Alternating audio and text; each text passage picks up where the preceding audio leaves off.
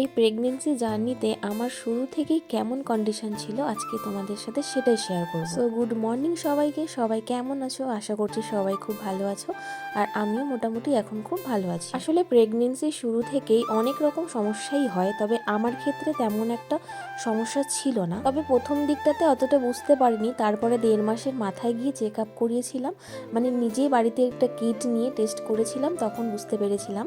তারপরে হচ্ছে ডক্টরের কাছে গিয়ে ফাইনালি চেক আপ করে শিওর হয়েছিল। আসলে প্রেগনেন্সির শুরু থেকেই আমার তেমন একটা কোনো সমস্যা ছিল না, তবে একটু আধটু হচ্ছে মানে কেমন একটা অস্থির অস্থির লাগতো। তবে কি বলতো, কিছু কিছু মেয়েদের ক্ষেত্রে কিন্তু অনেক রকমই সমস্যা হয়, মানে প্রথম 3 মাস। তবে আমার ক্ষেত্রে প্রথম 3 মাস কোনো সমস্যাই ছিল না। আমাকে দেখে কেউ বলতেই পারতো না যে আমি হচ্ছে প্রেগনেন্ট বা আমার মধ্যে কেউ একজন বেড়ে চলেছে। তবে আমার একটাই সমস্যা হতো, রাত্রেবেলা করে ঘুম হতো না, মানে ভীষণ অস্থির অস্থির লাগতো। তবে আমার শুধু এইটুখানি সমস্যা ছিল, মানে প্রথম 3 মাস। আমার কিন্তু প্রথম থেকেই কোনো বমি বা মুড সুইং যেগুলো হয়, মানে মেয়েদের ক্ষেত্রে হয়েই থাকে, মানে এই প্রেগনেন্সি টাইমটাতে আমার কিন্তু সেগুলো কিছুই ছিল না। আমি কিন্তু পুরোপুরি সুস্থ ছিলাম। তবে মাঝে মাঝে একটু টেনশনও হতো যে এই টাইমটাতে, মানে প্রথম 3 মাসটাতে হচ্ছে অনেক রকম সমস্যা হয়, মানে বমি হয়, তারপরে হচ্ছে খাওয়া দাওয়া ঠিকঠাক করা যায় না।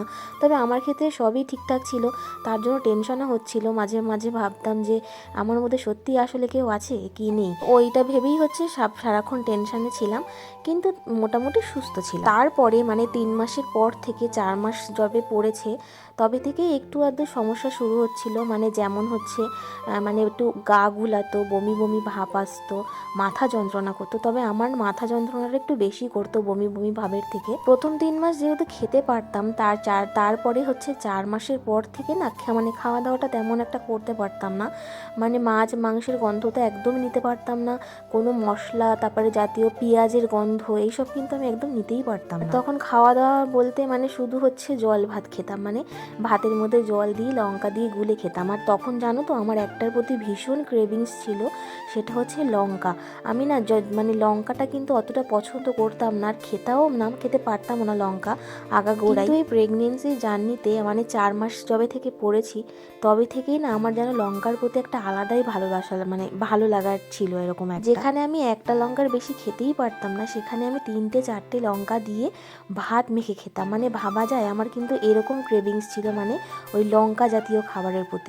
গেল তো হচ্ছে এই 4 মাস, তারপরে কিন্তু 5 মাসের পর থেকে আমার কিন্তু ভীষণ সমস্যা হচ্ছিল। মানে 5 মাসের পর থেকে আমার একটা প্রবলেম ধরা পড়েছিল, মানে লিভারের একটা প্রবলেম হচ্ছিল, মানে খাওয়া দাওয়াটা নিতে পারছিলাম না, মশলা জাতীয় জিনিস একদমই খেতে পারছিলাম না। সব থেকে বড় কথা হলো মানে যা কিছু খেতাম খাওয়ার পরেই সঙ্গে সঙ্গে আমার পেটে ব্যথা শুরু করতো। মানে আমার হচ্ছে বাঁ দিকটাতে একটু সমস্যা ছিল, তো ওই জন্য ভীষণ পেটে ব্যথা করতো। আসলে অ্যাকচুয়ালি আমার হচ্ছে সিস্টের প্রবলেম ছিল, তো সেটা সারানোর পরে তারপরে হচ্ছে আমি কনসিভ করেছিলাম, মানে ডাক্তারের কথা মতোই।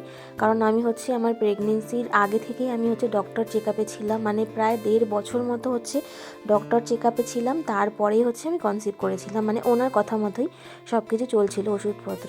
প্রথম আমি ভাবতাম যে হয়তো ওটা আমার সিস্টের ব্যথা হচ্ছিল, তো তারপরে ডক্টর চেক আপের কাছে গিয়ে ডক্টর বলল যে না, ওটা তোমার সিস্টের ব্যথা ছিল না। এরপরে কি হয়েছিল তো সেটা আমি তোমাদেরকে পরের ভিডিওতে জানাবো।